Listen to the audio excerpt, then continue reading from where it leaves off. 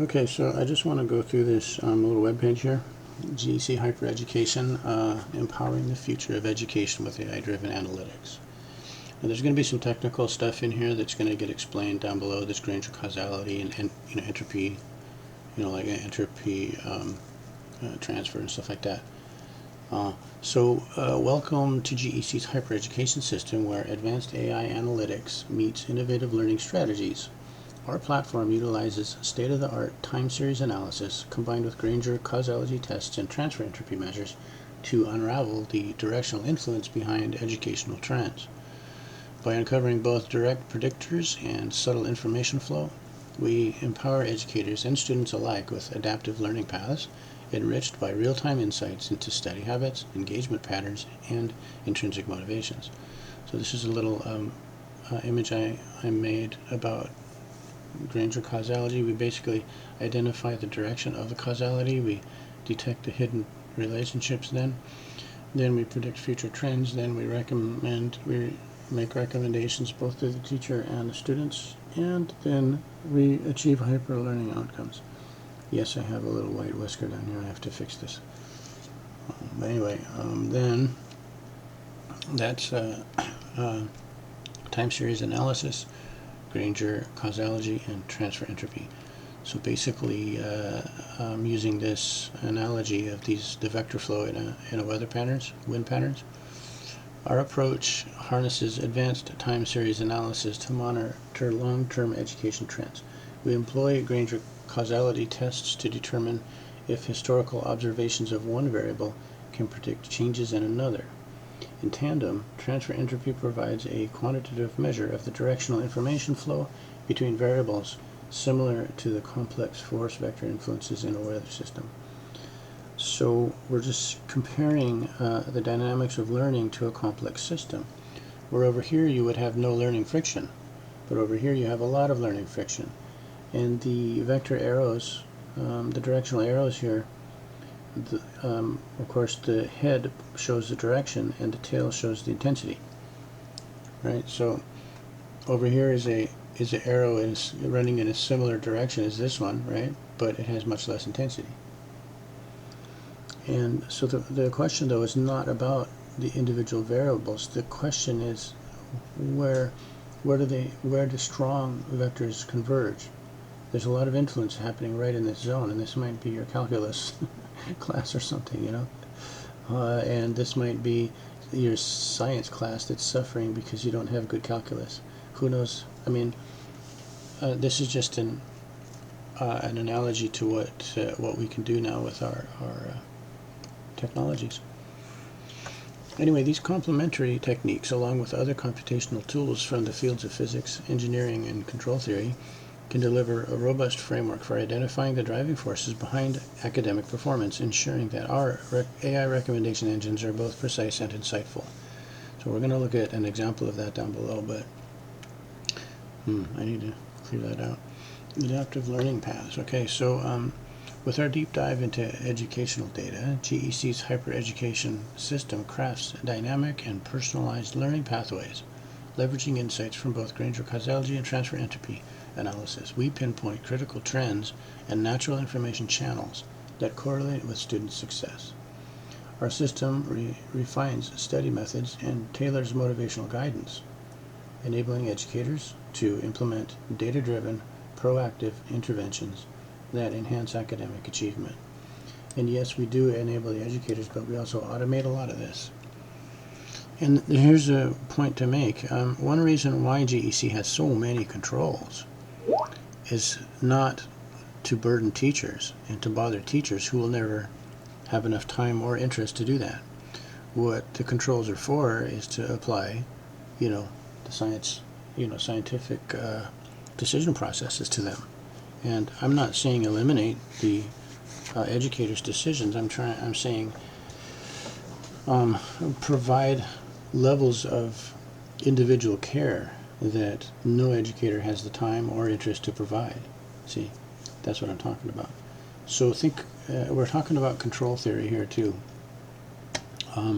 Think of the example of these SpaceX rockets that have these force vector control systems. when they're landing, they're getting real-time information, you know, and they're adapting. They have adaptive guidance that no human could do, right? Same thing with self-driving cars, right?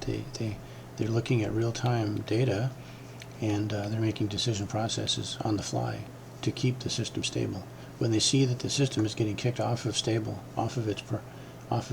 parameters, then control comes in, and it resets the system to a stable state.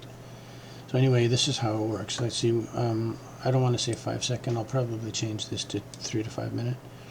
So 3 to 5 minute heartbeat. We're capturing data.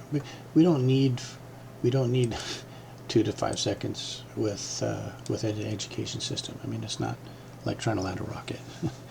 But okay, it can be more complex, but the time increment requirements are less intense. So anyway, every 5 minutes our system records fresh data points from Alex's interactions, and here's what we find. We have a data point called science schedule late percentage. We also have another data point, chat students, and this is norm reference. It's talking about how many times that Alex is chatting with other students. We have another one, chat teacher, right? But this is measuring chat students. And then here's your language arts speaking score. And so all of these are being analyzed at the same time. This is the real data that's coming in. And we're not talking about analyzed yet, it's just capturing it. Now this tells us that, wow, look, your late percentage has suddenly spiked 40%. So look, what are we looking at? Oh, it's your lab report submissions. Okay, well then chat student, at the same time this information comes in and says, wow, your chats have increased 300% to other students. So you are actually going to others. You're doing more peer collaboration, obviously. And then your language arts speaking drops. Okay, wait. You've had recent presentations in, and so that means this drop is probably related to that, and you're probably having some pronunciation issues. Okay, so these are the data that's just come in. Now we want to do analysis on that. So here we're going to use some of the Granger causalogy. And this high chat student activity, it boosts the math problem score percentage. So this shows the benefit of peer learning. So he's been trying to get some help with his math here, obviously, from his peers. Now this elevated science schedule late, it correlates with a 15% drop in science problem passed. So this means that he hasn't done he hasn't turned in his assignment, so his problems are going down. So there's been a negative impact from his delayed submissions.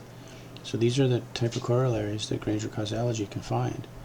And it can find a lot more. This is just a toy example. So then we want to send that to a neural network then to check if this roll count gave answer in class. So this is our roll tracker where we track how much the student is conductor or reader or answerer. Now if their roll count in language arts is low, then it's linked to their weaker speaking confidence. And then this keep notes, this notes monthly count global, if this is below 10%, then systems wide we consistently know that this is going to have a direct corollary to lower language level global writing skills. So we also know that there's a direct corollary between these two vectors right here. These two vector influences are correlated. So now we have actually done an analysis. So we have the real-time information coming in every 5 minutes, and we can look at that history. We can look at the trends, and we can make some assumptions. However, we don't want to go on assumptions. We want to do some validation. So we can do counterfactual simulations and say, okay, well, listen, what's our recommendation going to be? If Alex was doing something differently, what would happen? So we're going to run, and there are some really powerful tools that we can do.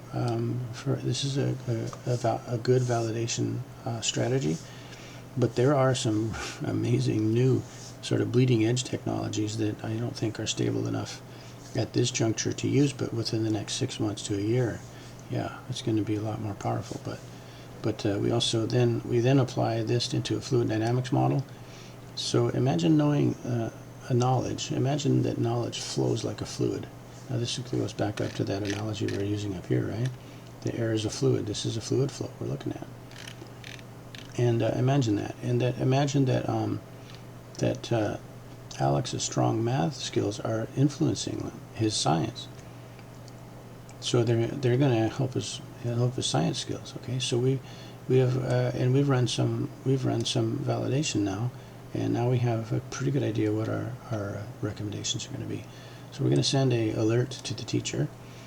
Okay, so here's your priority interventions for Alex, teacher. You should have stricter deadlines for science to minimize delays, and you should also involve Alex in leading language arts discussions, so make him a conductor, so that you can boost his confidence. And then you can also leverage his strengths. So, for example, capitalize on the positive impact of his math peer chats to inform strategies for science improvement. So that's insights that were given to the teacher. Now for Alex, we tell him, listen, here's your weekly insights. Your late science submissions have cost you 12 points this month, so consider setting reminders for yourself. And now we know we don't have to tell Alex that there's knock-on effects, positive knock-on effects from this. This is going back to here again. Where do we focus? Well, where would we focus to change this problem? We would interject cool water into here if we could, right? Because this is probably heat, it's probably hot water that's causing these winds to go crazy like this. So that would be, we're not looking at the variables, we're using the variables. This is feature extraction. We're choosing which variables to look at that are going to give us an indication about some patterns going on here. And if you look even closer, you see that very dark red? This is sort of at the end of it. I would go probably to this earlier where you see the first dark red. Right there is probably, this is a less intense occurrence. This is a more, I would probably target this right here, just this one. If I could knock the temperature down on this, it might take the energy out of this whole thing. You know what I mean? So that's what we're doing down here with our analytics, our neural networks, our Granger causality, and then simulations and stuff. Okay, and then finally I would tell them, listen, you're engaging math chats. They suggest a knack for communication, so try recording short videos to enhance your speaking skills.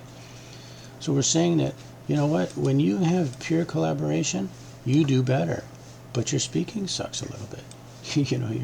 So practice your speaking, and that will have a knock-on effect too, right? So you see what we're implying here in this. We talk about primary causality, but then we talk about tertiary causality. When we look at trends, can we discover these insights? So anyway, at our core, GEC's mission is a commitment to leveraging real-time data with precision and clarity. By integrating time series models with Granger causality and transfer entropy assessments, along with some of these other tools, Hyper Education reveals the fundamental causal drivers and information pathways critical to academic success. And our advanced analytical framework enables A, accurate identification of key predictive relationships in learning, B, design of adaptive and personalized education strategies, and C, proactive evidence-based interventions geared towards academic excellence. So experience the next generation of education where sophisticated data analytics meets real-world learning, unlocking every learner's potential. So yeah, at the end of this little video, I'd like to just draw a corollary between a comparison between Kepler and Newton, and a corollary between Kepler and Boston Dynamics robots, and a corollary between Newton and Tesla's self-driving cars. Kepler was observing a phenomenon and deriving, surface level equations to describe a behavior. And that's what they're doing with Boston Dynamics robots. They're not dealing with any of the underlying functional dynamics. They're just giving rules, math-based logic on top of a system so that these robots can do, they can do gymnastics and stuff. That's amazing, but it's rules-based. what Newton did, he discovered the dynamics of gravity, which explained Kepler's understandings. It was a fundamental understanding of the underlying dynamics, which are extendable. That understanding was extendable and is still critical to so many different systems, right? The law of gravity. Now, granted, there's been extensions and to gravity, adjustments and changes to what Newton found. But see, this is analogous to what's happening with Tesla's self-driving cars. They have so much data about decision processes on the road that and there's no way to deal with driving from just by introducing a bunch of rule-based logic. I mean, there has to be comprehension of underlying frameworks, and that's what we're not trying to do. We're trying to move away from Kepler more and move toward Tesla more. And again, in way of closing, these tools are not new, right? They're very actually mature at this point, and it's actually a little bit surprising that nobody's taken the time to apply some of this advanced tools of physics and engineering, computational physics, computational engineering, and control theory into the field of education.